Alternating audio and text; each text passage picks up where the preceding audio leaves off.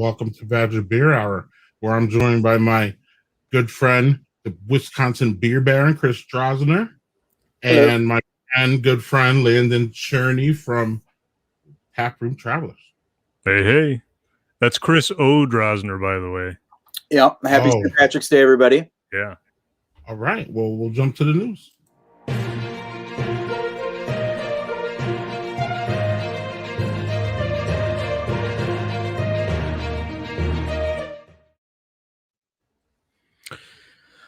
I guess that's me, huh? So to open this month's news, we've got an answer to a mystery that's had the attention of Badger Beer Hour for months. Yeah. So we've talked a lot about the past several months about this burgeoning brewery beer scene in West Allis. It used to be that West Allis didn't have any breweries. Westallion Brewing opened back in 2017, and then came the flood. So Lehman Brewing opened last fall. We had news of Perspective Brewing looking to open there as well. Date a little bit uncertain at this point.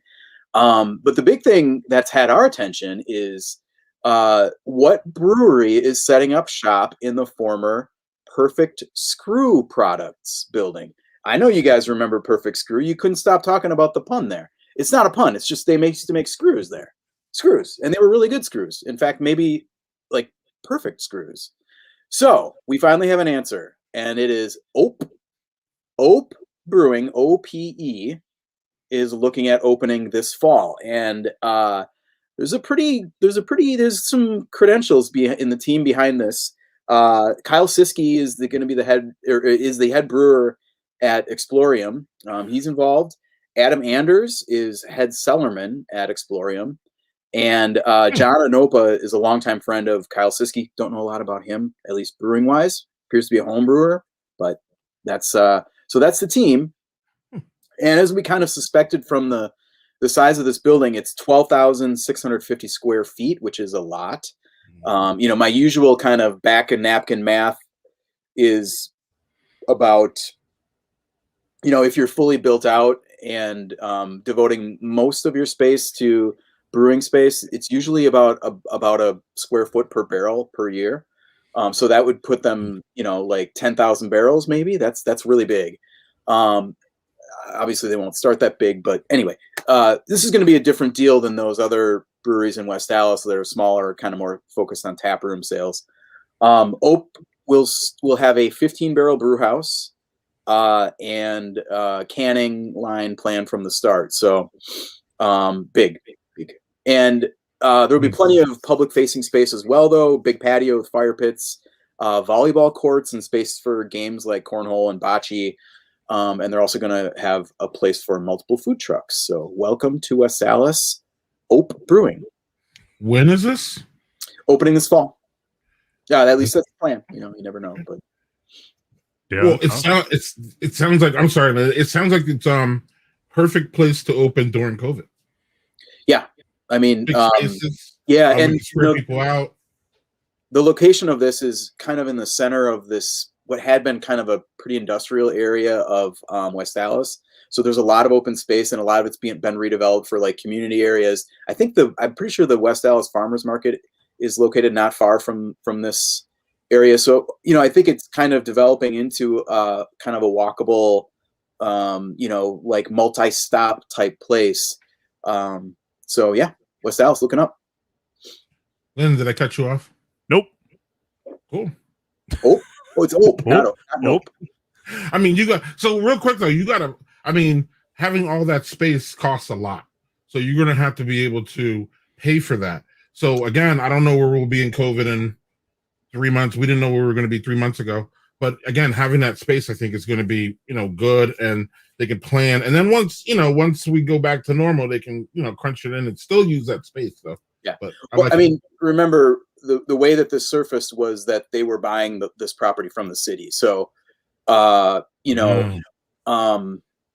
industrial building. There's going to be a lot of work that'll need to be done, I'm sure. Well, maybe, I don't know. Industrial buildings are good for breweries. So, I think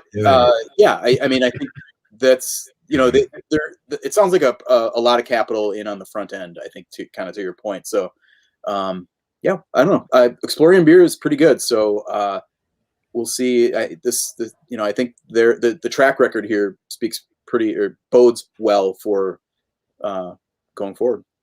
Yeah. Space sounds nice. I like Yeah, it does. Yeah, very nice. I mean, who doesn't want to play bocce? I mean, or volleyball. I mean, Oh, yeah, okay, sure. That's like sweaty though. I mean, somebody does. Yeah. Anyway, moving on. Yeah. We've got some new brewery action in another part of the state as well. Yeah, Wisconsin Dells is getting another brewery. So I've only seen this red, so I'm not sure how to pronounce this, but it looks like latte stone, like a coffee thing. But Mhm. I wonder if it's actually Lattice Stone Brewery. I don't know. Whatever. We'll call it Lattice Stone Brewery. I don't know. Is opening on a vacant lot. It's opening in the vacant lot in the main drag of Broadway. You know, kind of the everybody knows Broadway in Wisconsin Dells. It's about 6 blocks east of the bridge over the Wisconsin River. So just kind of give you an idea. And it's an open lot. And so this will be a new building with a big patio, an outdoor music space, and a kitchen. The Latta Stone Facebook page refers to it as a nano brewery, and says the food menu will be focusing on Pacific Islands cuisine. That's pretty interesting. Yeah. And it's being opened by current Milwaukee residents Ryan and Jennifer DiGiacomo. Wisconsin Dells, of course, was the site of the late Port Huron Brewing, whose closing we reported on last month. There's also Wisconsin Dells Brewing / Moose Jaw. That's so it's not the only brewery in town. Yeah, I'm thrilled with that one. And that, it doesn't replace Port Huron, but well, the cuisine's got me intrigued. Yeah, I cannot say I've heard of another brewery in Wisconsin that has Pacific Islands cuisine. I don't think I've heard of any brewery, period, that has that. So that's good. Yeah, I don't even know where to like. I guess like Hawaiian is a Pacific Island, so yeah. That's maybe if they get like street food. I'm somewhat familiar with, but sure. Yeah, very exciting. Yeah. So we've got some interesting beer release news, not just new breweries, but we've got new beer to talk about too, right, Chris?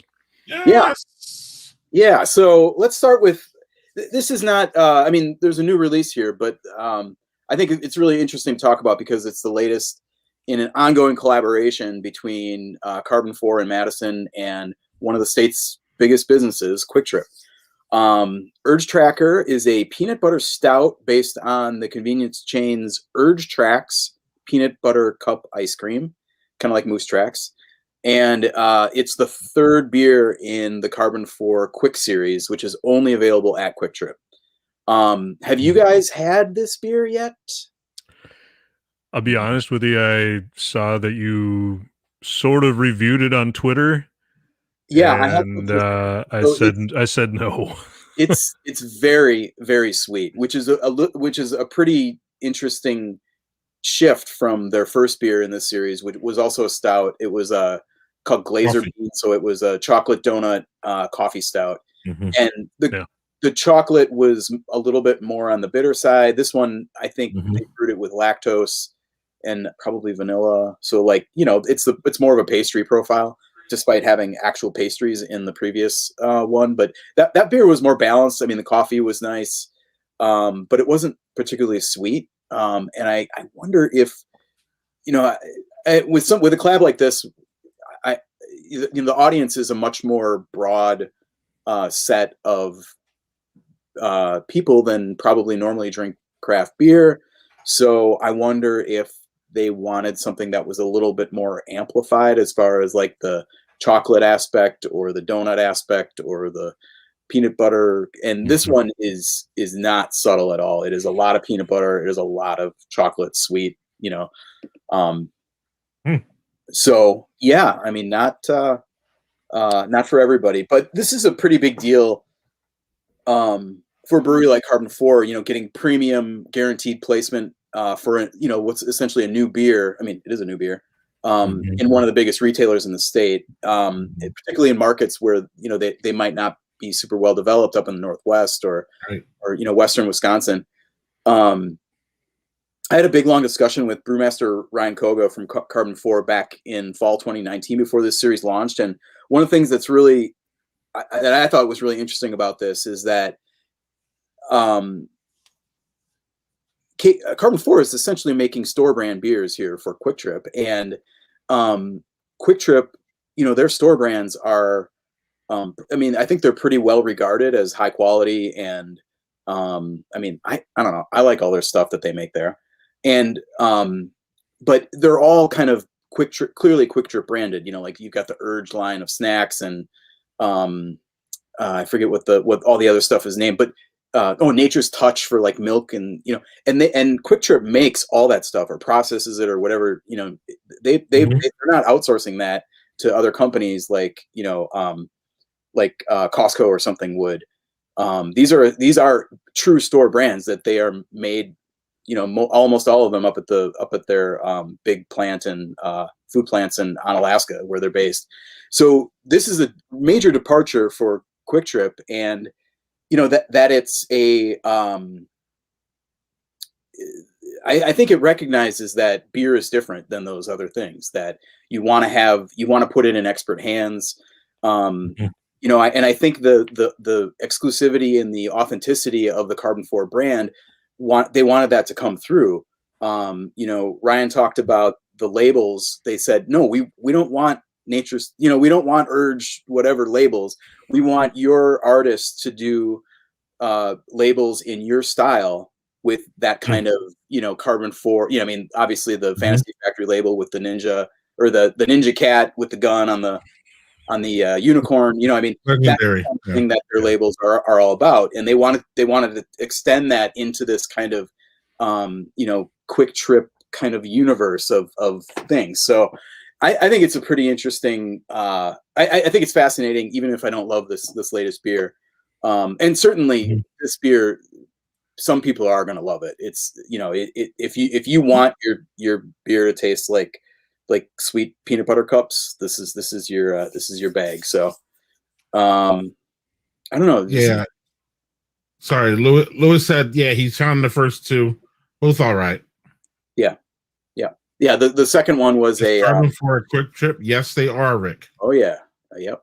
Not Minnesota Quick Trip, Rick. Probably not. Yes, that's right. That's true. It's only. Yeah. Although I think they were talking about working. This is part of the thing. Quick Trip has 500 stores or something.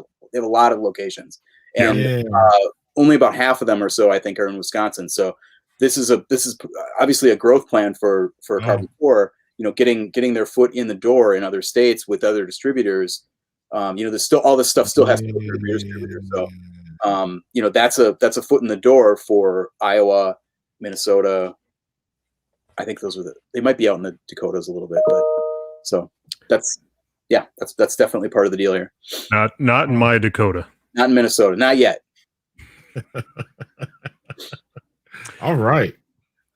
So we got more new beers. Yeah.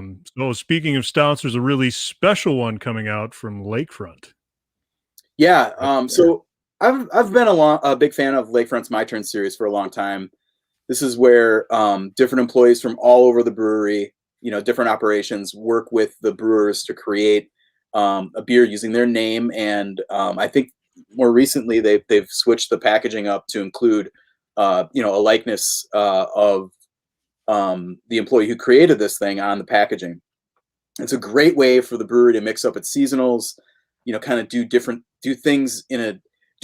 things for a pretty, old craft brewery by craft beer standards, to do new things and try new kind of more contemporary brewing trends without kind of breaking the brand. They're doing it in a way that makes sense. And obviously it's a great glimpse inside kind of the people who bring you the beer. They're selling it, they're making it, they're packaging it, they're doing all this stuff. Doing the accounting for it, they had their longtime accountant put together a pretty nice Doppelbock, I believe it was, a couple years ago. Well, next My Turn beer that's dropping right about now. It should be hitting shelves in Milwaukee right now, and then the rest of the state thereafter. Is a posthumous tribute to the employee whose turn, they kind of rotate through the different, they rotate through employees based on seniority, do 4 a year, and it just happened that Al's turn was coming up, and he didn't make it to his turn. He died of pancreatic cancer last September. Al Cluth is his name. He was a warehouse manager for the Lakefront distribution facility in River West, separate from their main brewery. And some of his family members were on hand for the packaging when this beer was bottled up. It sounds like a pretty straight. I haven't had it yet, but it sounds like a pretty straightforward American stout, 6.7%. There was a tweet from Ryan Hillisland, who just happened to be the author of the last My Turn beer, My Turn Ryan. You guys might remember that one. He tweeted that, I'm just going to quote, I got to read this here. It's like the 8th most important thing about this beer, but I think Al is one of the best beers we've ever made. So that's pretty high praise from a brewery that's been making craft beer for more than 30 years.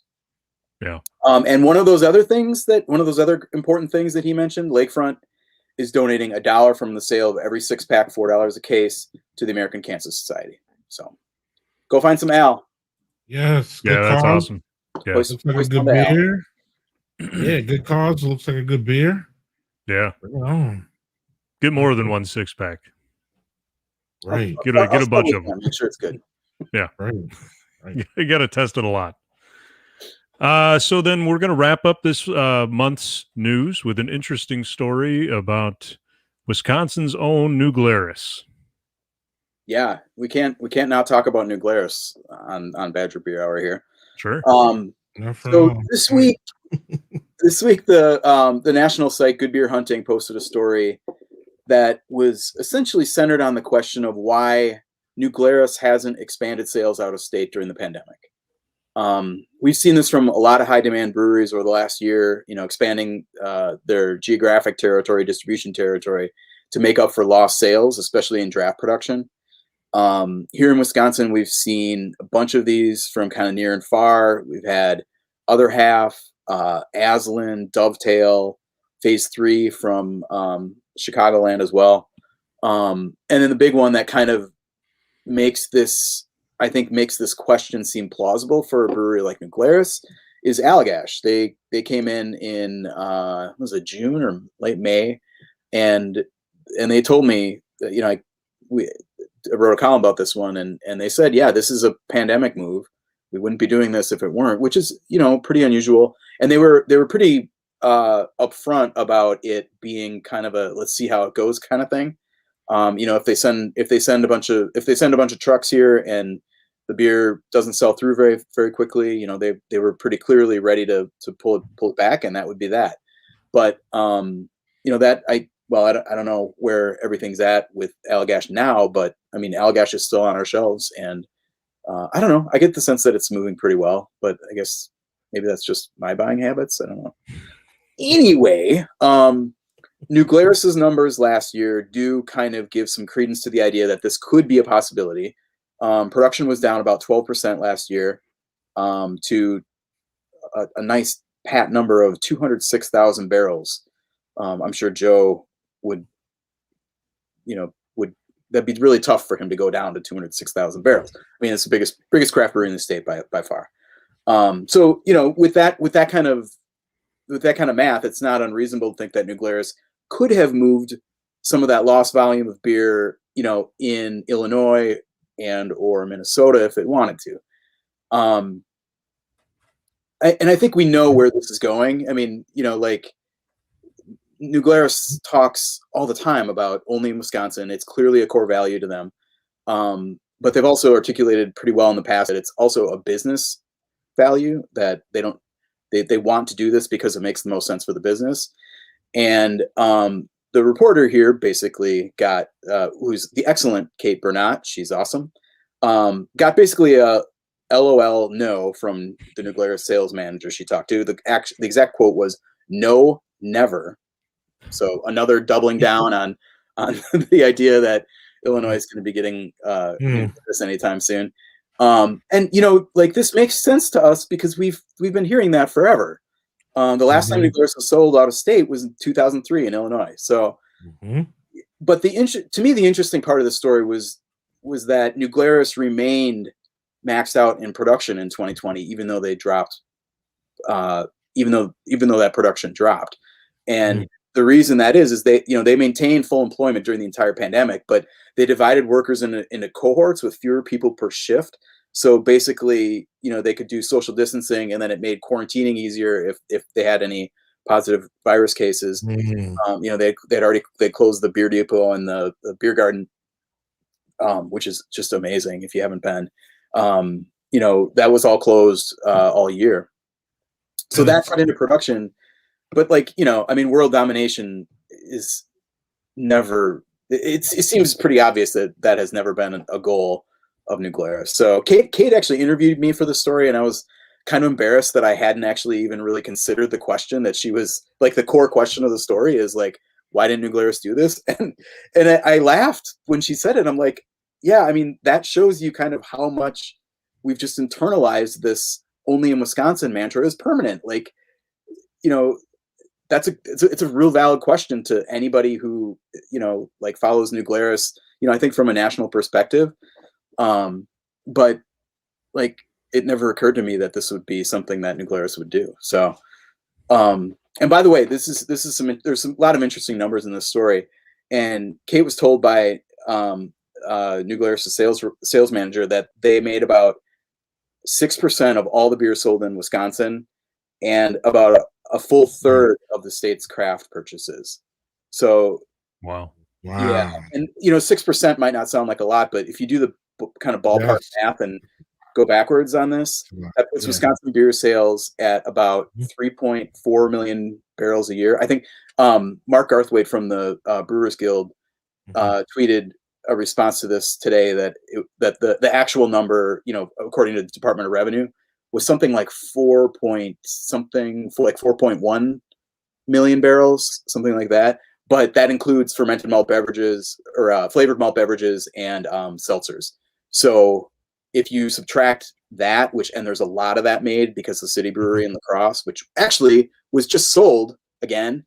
All right, we might have to. Well, anyway, maybe we'll talk about that next year or next month if that's interesting. But anyway, so I think it's plausible that there's about 7 million barrels or 700,000 barrels of that stuff produced here. Or no, that would be sales. So I don't know. Okay. Anyway, if you take New Glarus at its word and say that they made 6% of the beer sold in Wisconsin, that translates to 3.4 million barrels. Wisconsin's population over age 21 is 3.7 million people. So that is a barrel per person ish. You factor in seltzers and fermented malt beverages, and it actually turns out to be more than a barrel per person per year per capita. That's a lot. That's a lot of beer. That's a lot. Anyway, I drink about a barrel a year, maybe a little more. A spotted cow? Yeah, but no. You're like above average, right? I'm above average. Grandma Cherney up there, she's not drinking a barrel a year. And that, folks, is the Badger Beer Hour news for March. Thanks, Chris.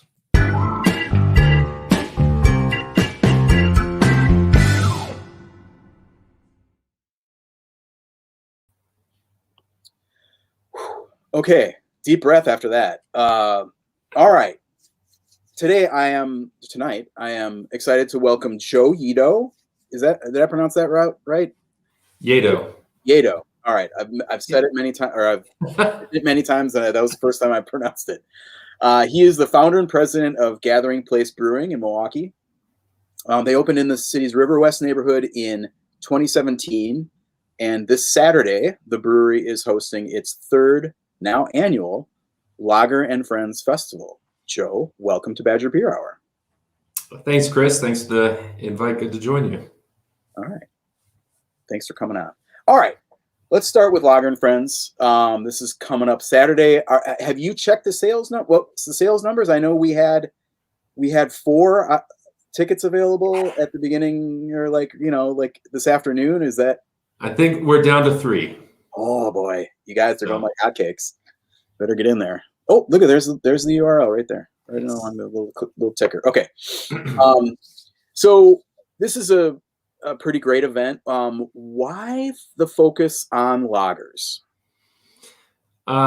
Good question. So we started this. The idea for this came in the summer of 2018.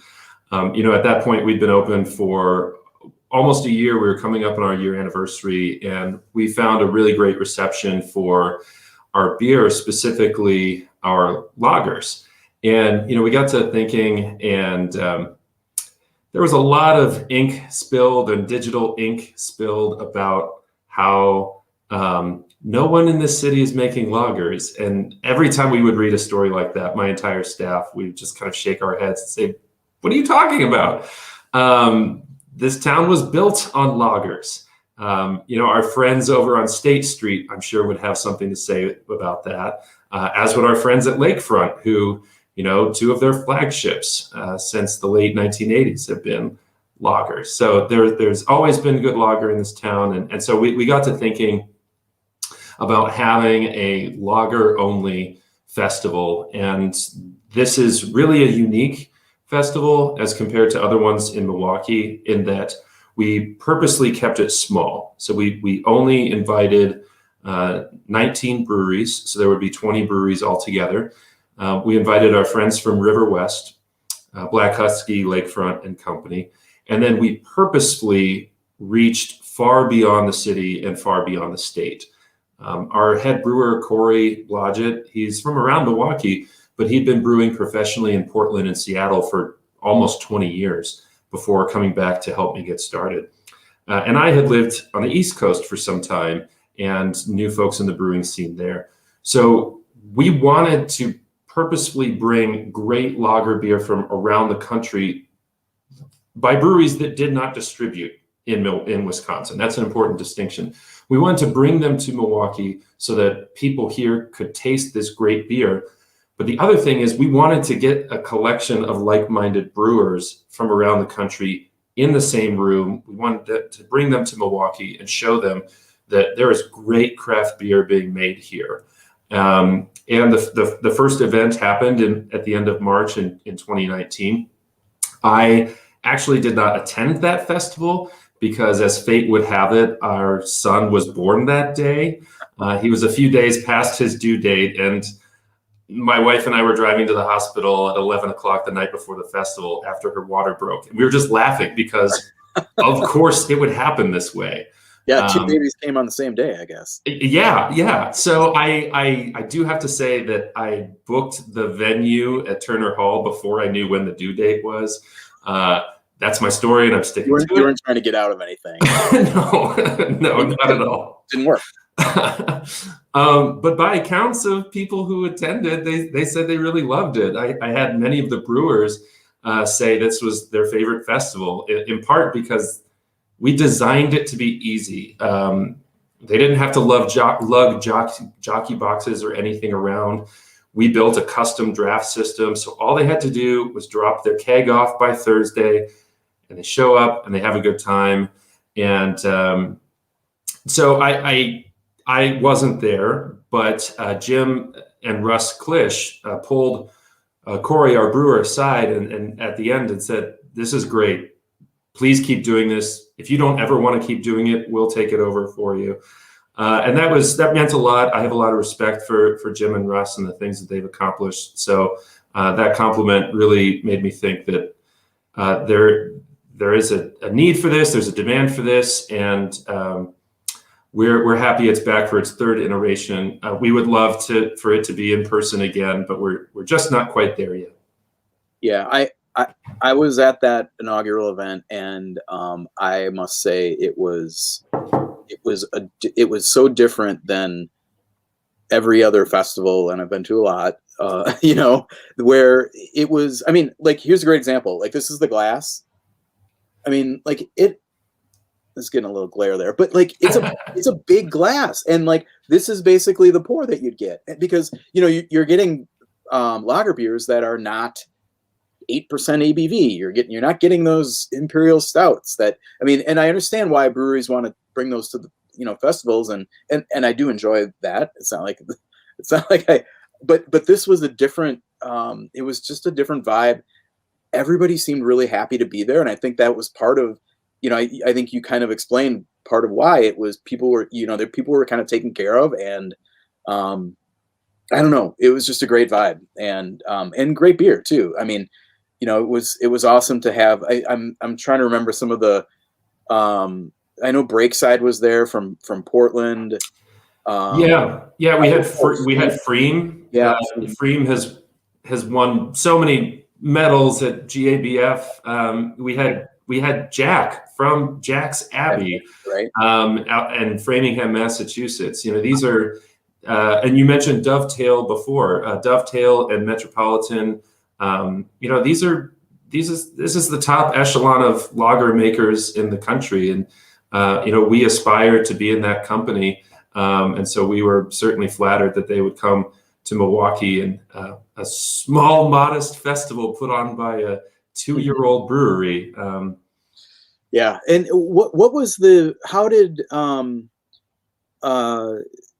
mean, obviously the pandemic hit, and as I recall, it was like, I think lockdown started 2 weeks before the date or something. I remember thinking, oh no, it's Lager and Friends isn't going to happen. That was the most stressful week of my life. The NBA was still playing on Thursday. March Madness was happening on Friday, and they canceled. And then we decided to cancel the festival on Sunday and let people know. Okay, so it was the same week as all the closures. It was supposed to be the 20th of last year, and I think the city shut down on Saint Patrick's Day. So happy anniversary, I guess. Yeah. So we decided to pause and let everyone know, all the ticket purchasers know, and then we just hunkered down and tried to figure out what was happening. I think there was some maybe false hope that this was going to blow over in 4 to 6 weeks and that we could do the festival in June. We actually reserved a date at the venue for June, and as time went on, it became more and more clear that that wasn't going to be the case. So we made the decision to shift it to a virtual component.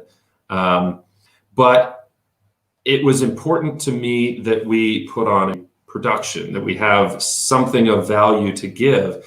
And so we, rather than it be like a Zoom meeting where everyone's in there, we did it as a webinar where we had 3 different panel discussions featuring some of the brewers who were planning on flying to Milwaukee for the festival. So we had the brewer from East Brother in just outside of Oakland, California. We had Chris Loring from Notch Brewing in Salem, Massachusetts, and Carlton Graham, who's the head brewer at Kansas City Beer Company. That was maybe the highlight of the festival. These 2 brewers talking about technical lager brewing, and it was really fascinating. And I have to say, you were a moderator last year, and we certainly appreciate that.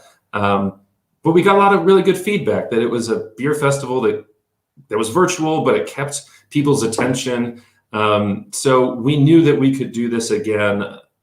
Unfortunately, it had to be virtual again, but we've greatly changed the type of programming, and I'm really excited for the conversations we're going to have. Yeah. Can you talk? Who's on the docket for this year? So, knowing that it was going to be virtual again, we wanted to make a few changes. One of which is, because we would have planning this time, we were going to put together a mixed 12-pack of lagers from around the state of Wisconsin. And again, we purposely focused on breweries that don't necessarily distribute to Milwaukee. We wanted to kind of shine a light to the farther reaches of the state. And then for the programming aspect, we knew we wanted it to be different. We didn't just want it to be a retread of last year. So I thought, wouldn't it be really cool if we got people from Europe to tune into this? So I reached out through some contacts at Good Beer Hunting to their international editor, who is a writer he's from California, but he's based in Prague and has lived there for 20 some years. His name is Evan Rail. He is as much an expert on Czech beer as you'll ever find, although he's too modest to say that. He'll say that he's an expert in drinking Czech beer.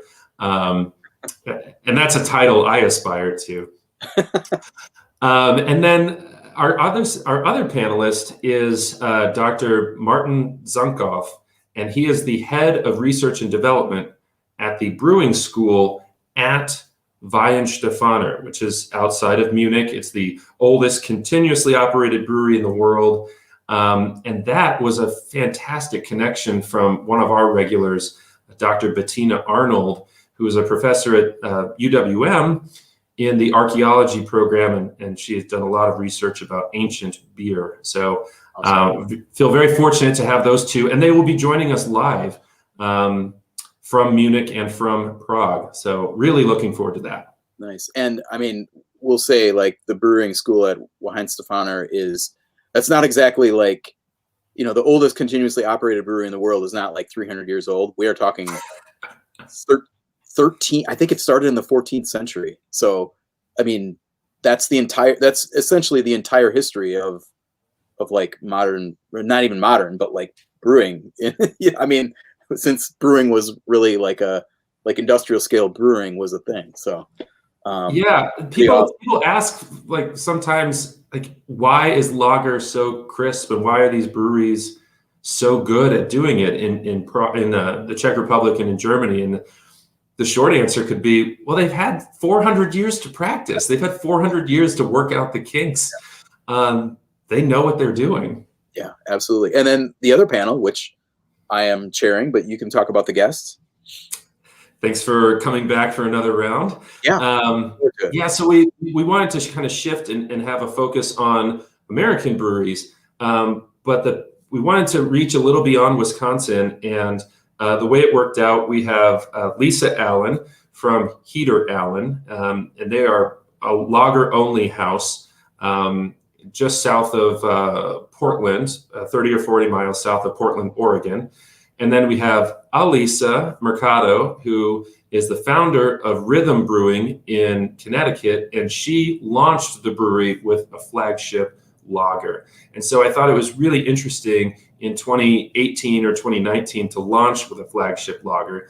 And if you also think about it, Oregon is the home of American hops, Oregon and Washington, and New England is the epicenter of IPAs for the last couple of years. So we have these two brewers and two women who are so invested in lager brewing in the epicenter of hops and hop culture. I'm so curious to pick their brain a little bit on why they chose to do that and how they see lager fitting into the larger beer realm.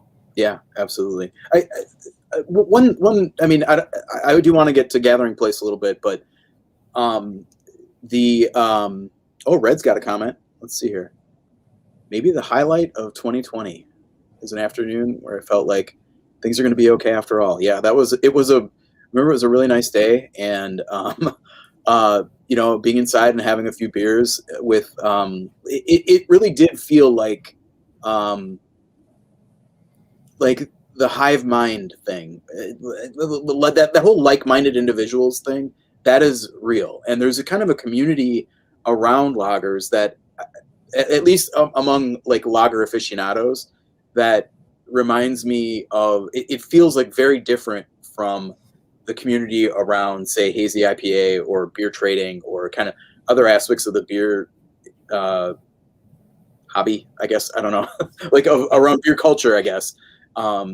That I don't know. Like I imagine that's part of the reason that there is a Lager and Friends. Yeah, it's a lot of things, but the simple response to that is, we frequently use the hashtag Lager is life, and we are by no means the only ones. And that is on purpose, and that is by design. And these are beers that are relatively moderate alcohol level. They are meant to be consumed over a duration of time. They're meant to be enjoyed with family and friends in beer gardens, and you spend an afternoon and your kids are running around, and it's fine because you're just enjoying company with these people. That is where our brewing philosophy lies. We make a lot of beers that fall into that category. And this is one of the things I really hope will be part of the conversation on Saturday, is hearing the German and the Czech perspective about how lager fits into their culture and their society. And then I hope to hear the same things from Lisa in Oregon and Alisa in Connecticut, that these are beers that, from a technical standpoint, are very hard to make, or hard to make them well. And so it takes a level of skill to execute it. But these are not beers that are blowing up Untapped. These are not beers that are being traded and shipped around the world. I could go on a point. That's not the point of lager, right? Right. I could go on a big soapbox about 3 in a day and not be falling down. Yeah. I mean, the Czechs drink per capita almost more than anyone in the world, and that's because we have lager at lunch, and then maybe one after work, and then a lager with dinner. And it's not about intoxication. It's about, this is just part of our culture. I could go on a soapbox about Untapped, but I will just point out that if we were just looking at ratings, I think Pilsner Urquell, which is the home of the style of Pilsner, has like a 3.3 rating on Untapped. And I think that we could explore that in its own hour-long podcast. But this beer, which is the archetype of the style, does not seem to get the respect it deserves by a certain segment of that Untapped crowd. And that's not necessarily who the festival is for. The festival is for people who want to explore a different side of beer. And lager is not monolithic. And that's one of the great things about the 12-pack box we have. We have Box, and we have Helles Lager, and one of our entries is a black lager. And then Giant Jones is doing a lagered Bière de Garde, which is a French style. So the box this year really incorporates everything from the dark, strong beers to the light, modest, very drinkable beers. Company that has the Baltic Porter? Yes, I'm very excited to try that. Our friends at Company just down the road submitted a Baltic Porter, which that is a beer style with a fascinating history. Yeah, very cool. All right, so I do want to ask a little bit about Gathering Place. Can you give us kind of you alluded to it a little bit, but can you kind of give us the elevator pitch on what your brewery is about? Yeah, so we make beers that bring people together. The whole point is we want to use beer as a way to bring people together. We make beers that are European inspired. So I have spent time living in Germany, and I've had a chance to travel through Belgium and the Czech Republic. I'm really inspired by these beers. Corey, who is our head brewer, has family connections to the Cologne area of Germany. And so Kolsch is his favorite style, and that's why Treffpunkt Kolsch is our flagship, and Treffpunkt in German means gathering place. So that's how we tie it all together. But we do make a lot of lagers. We do make Belgian style beers and as well as double IPAs and things like that. But where we've really found our niche in the last couple of years is making these traditionally inspired European ales and lagers. Right, and for those not familiar, Gathering Place is a small brewery. It's primarily taproom and draft focus. So that's, obviously the past 12 months have been kind of a huge challenge for just about every brewery. But how have you gotten to this point where we're talking about the brewery and the present tense and you can talk a little bit about your pandemic pivots? Yeah, well, I certainly had a lot less gray hair before this time last year. It's not been easy. I think sometimes people forget that breweries are small businesses, and small businesses are a bit of a roller coaster, even in good times. So you throw in a once in a century global pandemic, and that's really created a lot of challenges. I give a lot of credit to our team. We're a small but very nimble team in terms of being able to pivot. First, as you mentioned, we were primarily focused on our tap room and then supplying kegged beer to bars and restaurants in the Milwaukee area and just a little bit in Madison. And then overnight, kind of had to throw out that business plan and that business model and pivot to go sales through the tap room. And we had started canning in the summer of 2019, so we were already in cans on shelves at a few accounts using a mobile canner. But we had to very quickly pivot to instead of putting 80% of our beer in kegs and 20% in cans, we were putting 100% into cans. And our sales team, myself and one of our staff, Dan, did really good work moving those cans out the door in the summertime. And Dan has done great work expanding into Madison. I'm sure you'll bring this up, but your beer bracket sponsored by Festival Foods. Well, we are now at Festival Foods, and that's something I could not have even imagined a year ago prior to COVID, that we would be on the store shelves at places like Woodman's and Festival Foods throughout Southeast Wisconsin. But we had to make changes as a result of COVID. One of those changes was going strong into cans, and that resulted in us. We were doing such volumes in cans with the mobile canner that it was more economical for us to buy our own canning line. Mm-hmm.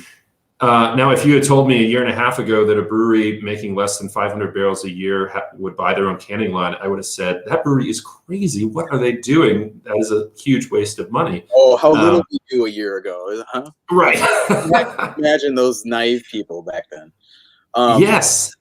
But that's the reality of where the market is now and where the demand for our cans are, which I'm really pleased about. Awesome. And just really quick, we got to move on here. Survival has been, I think, kind of like, the first bullet point on the list. But I mean, you guys are actually announced an expansion during all this time. Can you talk a little bit about that? Yeah, so we're in the process of opening up a satellite tap room at the north end of Bayview, in a new apartment building that was built on the site of Hamburger Mary's on Kinnickinnick and Beecher. It's a 6-story apartment building. The whole first floor will be a food hall and marketplace. So I worked with the developers, and we actually signed the lease on March 6th of last year. So right before the world melted. So this project has been on ice for a while, but it's about to be back up and running. And had a conversation with the developer last week, and they're targeting a July open. So we're very excited about that. Awesome.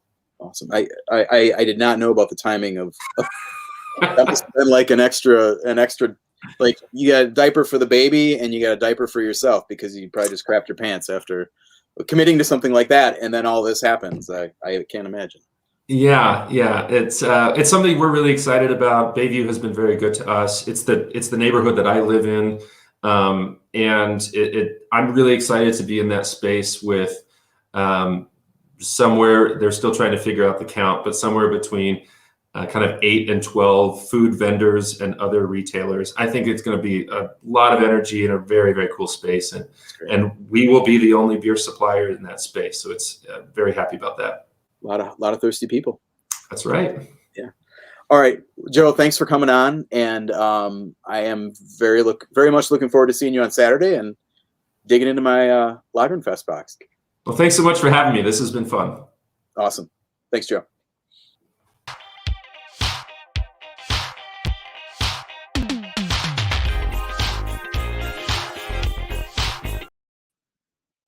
Hello.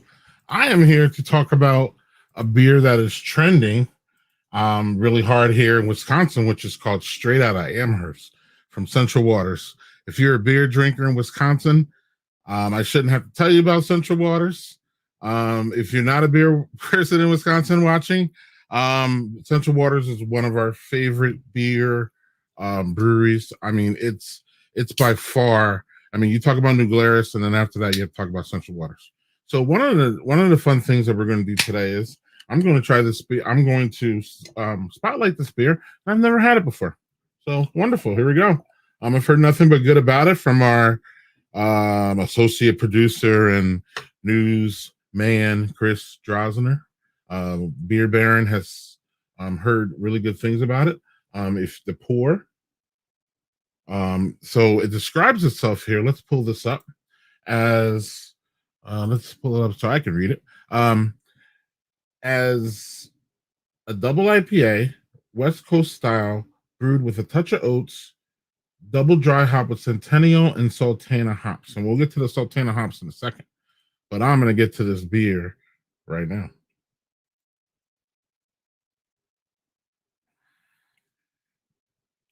%9 ABV, and Untapped says 80 IBUs. It is a big, piney smelling. If there's fruit in this, I mean, there's a little fruity end in here, but I mean, it's just more pine. This is really a takeoff of old school West Coast IPAs, which I've always found fantastic, but they could be overbearing and overwhelming for some people. This one, though, the out on this one is not as hoppy as I thought it was going to be. With the high IBUs at 80 and high ABV at 9. But what happened? What I think's going on here, and we'll bring on the beer baron here in a second after I'm done bloviating over this beer a little bit. But what I suspect is happening is there's a hop in here. And I need to pull this up live and do this. Called Sultana. So this is double dry hop with Sultana and Centennial. Centennial is one we all know. But Sultana is a new one. I had to look this up, and I thought that we could go through and talk about it a little bit. Sultana hops here, otherwise known as Denali hops. You might have heard of Denali, but so over here on More Beer, they say they call it Nuggetsilla. Rich in pineapple, citrus, and pine. So now in this one, I'm getting some citrus at the end, and I think that's what I'm a little bit of what I'm tasting. I know it's double dry hop, but a little bit of what I'm tasting here is a little bit of that citrus. When normally with a West Coast IPA, it'd just be pine. But this hop here says pineapple, citrus, and pine flavors. So it can be used for bittering, flavor, and aroma. I believe I'm not sure, it said double dry hop, but I'm tasting, the more this warms up too, hit you with the pine, less on the end, more citrus. So I'm going to bring on, so this is called, what is this called again? Oh man, Sultana hops. Sultana. I've never heard of these hops, so I'm not sure. Chris, have you heard of this? Yeah, I mean, I think once you mentioned that it's Denali, I was like, okay, Denali. That one's been around, I think, as a name a little bit more than Sultana. Right. Yeah, I mean, I get two. I mean, kind of what you said about Pine Forward is definitely where this falls for me too. But I get a little touch of that kind of almost orange kind of pineapple. It's definitely on that end of the citrus rather than like grapefruit, lemon. Kind of it feels to me a little bit on the sweeter citrus side of things. But I mean, I was surprised that you said 80 IBUs because it to me is a total face punch of bitterness. Like I know I was just drinking a Helles. Oh, by the way, one of the shower beer from Youngblood is one of the beers in the Lager and Friends box. That was my last one. But Show that again, Chris. yeah, shower beer. That's bad. Oh, okay, okay. This is a new beer from Youngblood in Madison, and it's part of the Lager and Friends box. And I have to probably mention that it's a Youngblood beer because it doesn't have their signature stripes. Yeah. Pastel stripes that are part of the design. This is a new beer from them that's going in a different direction. They're going to brew this much more frequently than most of their other beers. So, something like once a month. Anyway, but yeah, I mean, the bitterness to me, it's a throwback beer, and the West Coast style. I think that's the reference with the Straight Out of Amherst, obviously, referencing Straight Out Compton, West Coast rap. But I think I mean, IPAs that taste like IPAs are coming back. I think I don't think there's backlash, but I think the pendulum of flavor preferences and taste swings pretty rapidly in the beer business. And I think the kind of very hoppy but not very bitter hazy IPAs and New England IPAs that we see so much of, I think that these West Coast IPAs are kind of a counterpoint, I guess, to that conversation. And I, for one, welcome it. I mean, I dig hazies too, but it's diversity of flavors and profiles, and I think that's all good. I love this. I think it's great, and you're correct about I don't know, man. I have to articulate better the big IPAs because I love them so much, but on some level they're not that big of a punch to me because I look for that big punch. So I have to be able to articulate that in a way so that people can understand that there is a punch here. But there's some fruit here too, though. So like, this is I really like this one.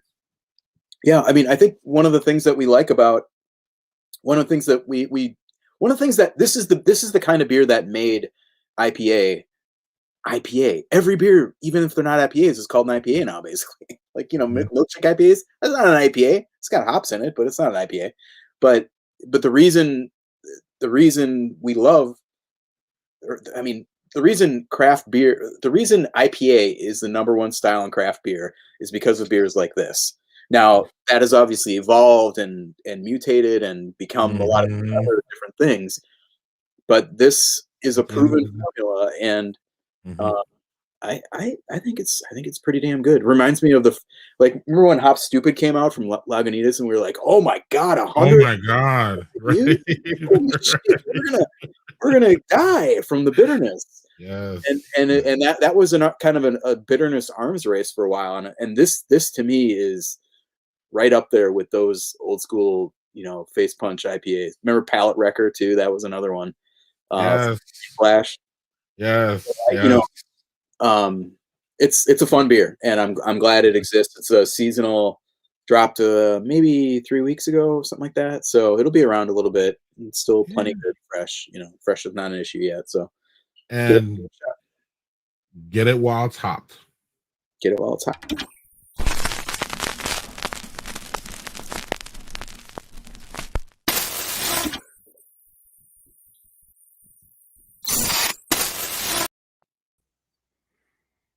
I landed. It's been a while since we've done a beer PSA. I almost forgot that I even.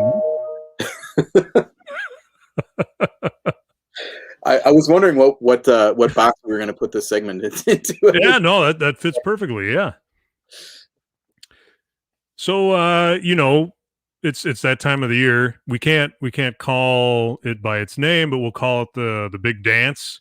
We can call it by its name. Nobody's going to sue us. No. We're not exploiting it for commercial gain or anything. Well, anyway, it's a take on the basketball. So it's the beer bracket challenge. And of course you're doing it. I didn't. I must have missed the Selection Saturday show. It was pretty low key. Was it? Yeah, in Beer Baron HQ here. Yeah. So this is the Wisconsin beer bracket, and this is now the 10th year that we've been doing this. We meaning my former employer, the State Journal, which publishes my columns these days still. Sure. And it's pretty fun. I mean, there's a reason that this thing that we decided to do 10 years ago now is still going, and people seem to really love it. So what we do is we take a field of 64, and those every like March Madness is basketball. Every team has a shot. Every beer in Wisconsin has a shot at the crown. And the twist here is that instead of just picking, the favorite beers, you go round by round, and anybody who wants to votes for the which of these two beers do you want to see advance. And then we've got in the current round, we have 2 day or two through midnight tomorrow to get your first round votes in. You can join at any time. Doesn't have to be in the first round. And we just go round by round, and then eventually we've got a final Sweet 16, a Final Four, Frothy Four. We did. Oh, sure. But and then we will have a beer bracket champion for 2021. The champions are retired from future competitions, so the banner hoisted up into the rafters of the beer bracket arena, and then that's it for that. But let's see, going back in history, I mean, a lot of the kind of iconic beers of Wisconsin are now in those rafters. But let's see, last year I believe it was, pretty sure it was Lake Louise Warped Speed. Might have been the year before. No, that was 2 years ago. Last year was Kid Kolsch from New Glarus. New Glarus also has Moon Man retired and Spotted Cow, of course. Hopalicious has won. Ale Asylum's Ballistic won 1 year, which is a beer that I'm not even sure that they made last year. But that was an Amarillo IPA. Pretty good. Like that one. Blank on other winners. But it's a lot of fun, and you can register to, you got to register to vote. And what's in it for you, dear reader, is we've got some great prizes. There's a bunch of gift cards from Festival Foods, which is the sponsor again this year. I think it's 4 years running for them, which is awesome. And it's pretty good. It's pretty good booty. Like the grand prize is a $250 gift card. You could buy a lot of beer from. A lot of beer for $250, and by the way, not a lot of Milwaukee, not a lot of Festival Foods in the Milwaukee area, but I think everybody else kind of around the state knows how good Festival's bottle shops are. It's I'm glad that they're a partner in this, because their bottle shops do it right. They're not like your kind of Midland grocery store bottle shop. So this is completely an unpaid endorsement for Festival. I was just there today, and it is legit. I mean, not even just for beer, all the liquors. So if you're a fan of whiskeys and vodkas, and what is this, the Badger Whiskey Hour? Yeah. I don't just drink beer. I don't get this dadly shape just by drinking beer all the time, Well, hey, at least we'll be eligible for that next group of the stimulus shot, or the not the stimulus, the COVID shot. The COVID shot. When they said, I think like 98% of Wisconsin qualifies for it because they're overweight. I'm in. I checked. Yeah, they're pretty much. I'm good. Anyway, beer bracket. And it's great that they sponsored that. So seating wise. So are you taking money from different breweries then? And I am the selection committee here. So if you have any beefs, I'm the one to direct it to. And we do seed it. I seed every region. Just like 1 to 16. And this year we did regions by names. So like we've got I was kind of hoping that it would be kind of a neat, like 16 animal names, or 16 people names, or 16 place names. And when I started looking at the field for like who needed to be included, there was no way that was going to work out. So it's kind of a Frankenstein mashup of kind of different combinations that make the numbers work. So we've got people, person / animal is one of the regions. So like for example, the 116 seed there, the 116 game at the top of the bracket is New Glarus 2 Women. Okay.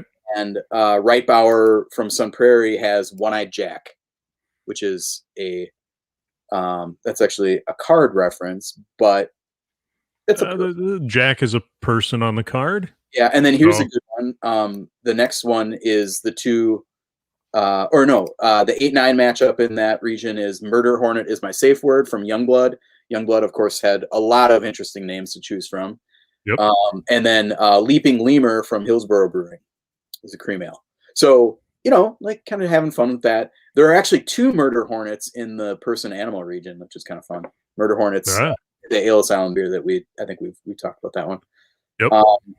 So then another region is Activity, Attribute, Object.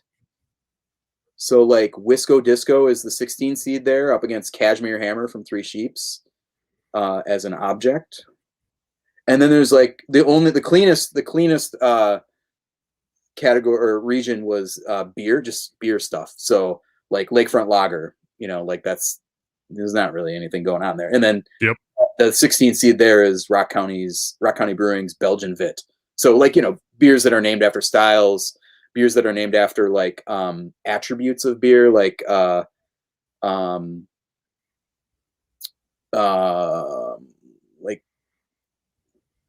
Kettle Logic is included there from Enlightened because it's like the brewing kettle is like a beer thing. So sure, I don't know. It's a very inexact science on the regions. And then bottom right, the last region is the place and abstraction, because some of these beers have great names and they don't really. It's hard to like say what like that is like point special.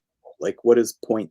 It's special. It's I guess that could be an attribute or something, but it could be beer. But anyway, the happy place is the and point special is in there because it's a place too. So anyway, so happy place from third space is the 1 seed there, and then Pirates Cove, which is also a place, is from McFleshman's, which is another member of the Brewing box or the Lager and Friends box. Actually, Pirates Cove is in the Lager and Friends box. That is a Helles, and that's the one that's in the box from Lager and Friends. So very cool. It's a very inexact science, and it's always awkward giving these seedings, because like I think Happy Place is a fantastic beer. I think it has a good shot at winning. But the first time through, you kind of see you have to kind of see how these beers do. Like for forever, I was putting Summer Shandy in there as like actually not forever, but for a few years I was putting Summer Shandy in there because it's like one of the best selling beers in the country. Like, from craft wise, I guess. And yeah, I can argue Liney's isn't, whatever. But it kept on getting smoked. It was like the constant 14 like it would be a 3 seed and it would lose to the 14 seed like 3 years in a row. So eventually, like now I'm like, okay, like it's still in there. It's a 10 seed this year. I would be surprised if it beats Cave Ale from Potosi, next year, if you need a selection committee, I think Greg and I will volunteer to help you with that. Back in the old days, I used to get together with my copy desk friends from the State Journal, and we'd get together and like cross out names and like, okay, but what about this? And we'd argue about the 64 brewery, whether it should be this brewery or that brewery. And, right. And I would think by then, because like I would have multiple beers from a single brewery in there, but these days, like you can't, I mean, there's more than, there's got to be close to 200 breweries in the state now, maybe more. So like, I consider these, there's only a handful. It's obviously it's a Madison kind of focused thing. So most of the breweries in the Madison area are in there. And then there's only a handful that are not distributed kind of more widely. either in like Milwaukee and Madison or, other places. So there's definitely kind of a perspective there, but I think I've gotten a lot. People love the beer bracket, and I get email all the time from fans saying, this is like I really look forward to this every year. And, this kind of like helps me determine where I'm going on my summer road trip to I'm going to go to Superior and see Earth Rider or something, something like that. So it's very flattering. And I think it's a lot of fun. And if you follow up through, week by week, use the tag, the hashtag WI beer bracket and debate, discuss, prepare to get outraged for all the upsets and how can people vote this beer over that beer? Yeah. Chris, where do so I'm gonna put it out on all my media. Where else can you find the bracket? It is exclusively on Madison.com. So go.madison.com/beer bracket is the kind of short link. We were just checking on it, and it looks like there's something messed up with it right now. So I'll have to check with my if you click on that play game tab in the middle, that's what happens. So we're gonna have to get that remedied. But you can register, and you'll get I think you get emails every time a new round starts. We're gonna be crowning the champion. Right. I believe voting finishes on the Monday of the national championship basketball game, which we're not going to call the NCAA whatever. But it runs over the same course as the basketball tournament. Yep. And that's just is a kind of a good pacing. We basically go through 2 rounds a week. It's awesome. Well, yeah. All right. Anything else, Chris, on that? I think I've said plenty. It's a lot of fun. You can call or text us on a Badger Beer Line hot hour, 608-579-3050. You can email us at badgerbeerhour@gmail.com. We take questions all the time. You can find us on badgerbeerhour.com, and you can find us on YouTube. And on that note, we will see you guys next April 21st. Late. 21st. Yeah. Yeah. At 8 p.m.